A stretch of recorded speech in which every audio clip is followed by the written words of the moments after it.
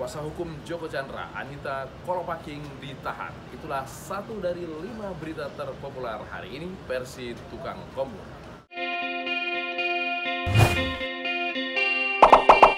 Pemerintah membuka kembali sekolah secara tatap muka di zona kuning. Jika sebelumnya zona hijau sudah diizinkan untuk memulai sekolah, kali ini diperluas ke zona kuning. Menurut catatan Satuan Tugas Pandemi, ada 163 daerah yang berkategori zona kuning. Mereka dipersilakan untuk melakukan sekolah tatap muka dengan mempertimbangkan protokol kesehatan. Menko PMK Muhadjir Effendi menyatakan ini merupakan arahan dari Presiden Joko Widodo yang disampaikan dalam rapat kabinet. Sebelum ini, daerah-daerah di zona hijau yang sudah diizinkan untuk bersekolah kembali tidak semuanya mau melaksanakan pembelajaran tatap muka karena mempertimbangkan kesehatan dari guru dan siswa.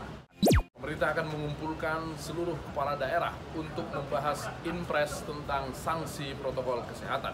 Sebelumnya, Presiden Joko Widodo sudah mengeluarkan instruksi Presiden untuk menerapkan sanksi bagi perorangan institusi yang melanggar protokol kesehatan COVID. Seperti tidak memakai masker ketika berada di tempat publik atau kantor dan pabrik yang berkegiatan dengan tidak mempertimbangkan kapasitas sehingga tidak bisa menjaga jarak. Dalam impres ini, selain memerintahkan seluruh kepala daerah untuk membuat peraturan di daerahnya masing-masing, Presiden juga meminta Polri dan TNI ikut aktif melakukan razia terhadap pelanggar protokol kesehatan.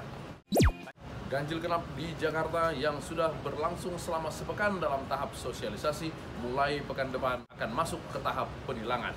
Menurut pemerintah Jakarta, penerapan kembali ganjil genap tersebut untuk menekan kegiatan warga. Kepala Dinas Perhubungan DKI Saprin Liputo justru menyatakan kemungkinan besar ganjil genap akan diperluas sepanjang hari 24 jam dan di seluruh jalur yang ada di Jakarta. Tetapi ganjil genap tersebut tidak berlaku untuk roda 2. Kuasa hukum Joko Chandra, Anita Kolopaking, ditahan setelah diperiksa di Bareskrim Mabes Polri. Anita sebelumnya sudah ditetapkan sebagai tersangka pengaturan surat perjalanan Joko Chandra, sehingga Joko Chandra yang berstatus buron bisa bepergian di wilayah hukum Indonesia.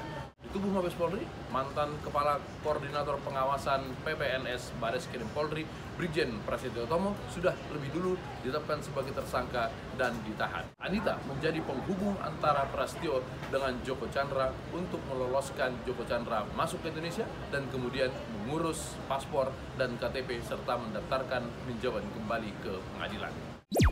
Joko Chandra dipindah ke Rutan Salemba setelah sebelumnya ia dipinjam untuk ditahan di Bareskrim Mabes Polri untuk kepentingan penyidikan. Menurut Kepala Bareskrim, pemeriksaan kepada Joko Chandra sudah selesai sehingga ia sekarang bisa ditahan di tempat lain. Joko Chandra akan ditempatkan di Rutan Salemba. Sebelum ini ada isu Joko Chandra akan dipindahkan ke LP Nusa Kambangan untuk tidak mendapatkan fasilitas yang mewah. Itulah 5 berita terpopuler yang dirangkum Tukang Kombur hari ini. Tonton terus channel ini untuk mendapatkan berita-berita yang cerdas dan menghibur. Sampai jumpa.